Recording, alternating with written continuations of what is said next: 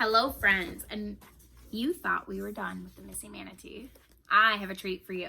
So, after reading the Missing Manatee for the past 5 years, I just have to say that this is one of my favorite books, and I love the mystery and suspense, and I can't wait to see what you guys think happens next in the story. So as a special little treat, I'm going to read you the epilogue.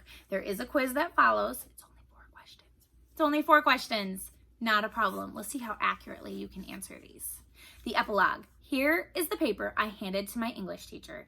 He wants me to change a few things, but mostly he seemed to like it. He wrote, very original. In the margin, and good idea, and I'd like to meet your Meemaw. When I showed that to Meemaw, she told me to invite him to the next karaoke night at the River Haven Grill, because she's planning on singing. Skeet Waters. English. My pet peeve, or Skeet Waters, Golden Moon Menu, Method of Growing Yourself Up. First draft.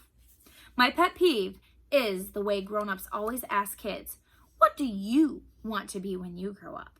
Half the time, they just want to tell you what they think would be good for you. Or else, they're being polite, waiting for you to say a doctor or a lawyer or a gravedigger, so they can say, oh, isn't that nice, and go talk to somebody else.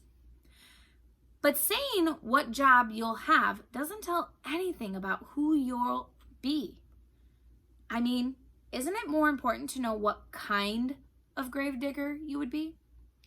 Would you be the kind who leaned on his shovel half the day and dug the hole only 3 feet deep instead of 6? Or the kind who yelled at kids who cut through the cemetery on their way to school? Would you be the kind who chopped worms in half with the shovel when he came across them? Or the kind who placed them gently on a dirt pile? It also bugs me when people say you're the spitting image of your father, or you certainly are your mother's son. It sounds as if you and your mom, or you and your dad, are exactly the same, which you're not. It also sounds as if you don't have any choice about it, which you do. Ooh, I really like that point.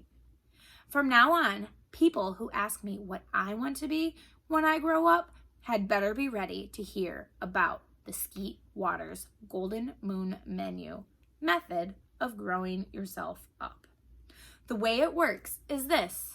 You make columns headed with the names of people you admire. If you feel like it, you can add people you don't really know, but know about, like maybe Abraham Lincoln or Mother Teresa or Tiger Woods.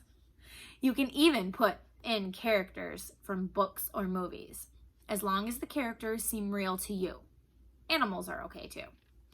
So you write down the names, as many as you want. Then under each person's name, you write traits about him or her that you have observed. You can use boring adjectives such as nice or bad, which don't really mean anything. You can use groups of words, for example, under their name. Abraham Lincoln, you might put, reads lots of books, even though he had to walk far to get them. And there was hardly enough light in his log cabin to see, which explains what you mean better than the word determined. Although, now that I think about it, that's a perfectly good word, and you could use it if you wanted to. You write down bad stuff about the person too, if there is any bad stuff.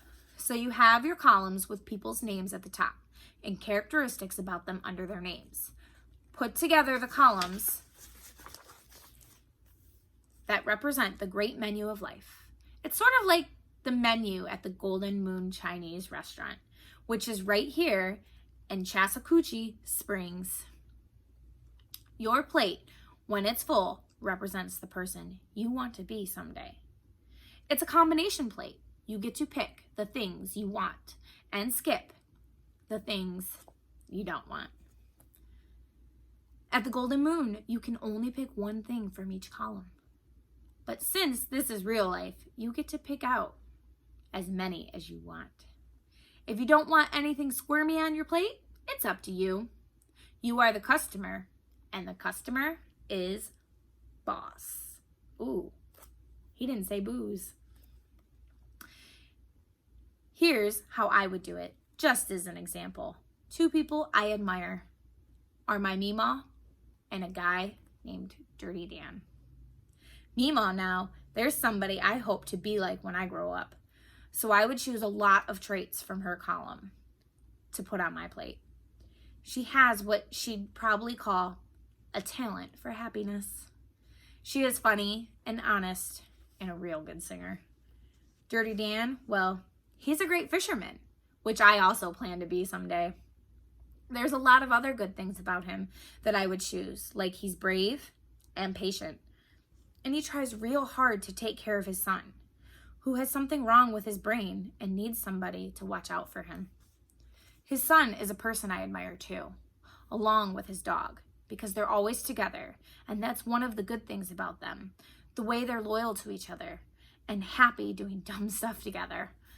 Even in people you admire, you might notice some bad traits. For example, Dirty Dan has one real bad habit. It causes lots of problems in his life. That habit of his would be listed in the column under his name, but I wouldn't put it on my plate. See how it works? If you make the right selections from the great menu, you end up being the person you want to be, not your mom or dad or grandparents or even your heroes, but just the right combination of all of them. I recommend my golden moon method. Maybe you should try it. I think that is one of the most amazing first drafts for an English paper on your pet peeve. What would you put in your column? I know some people that I would put in my column. Mine would be my Maymay and definitely my dad.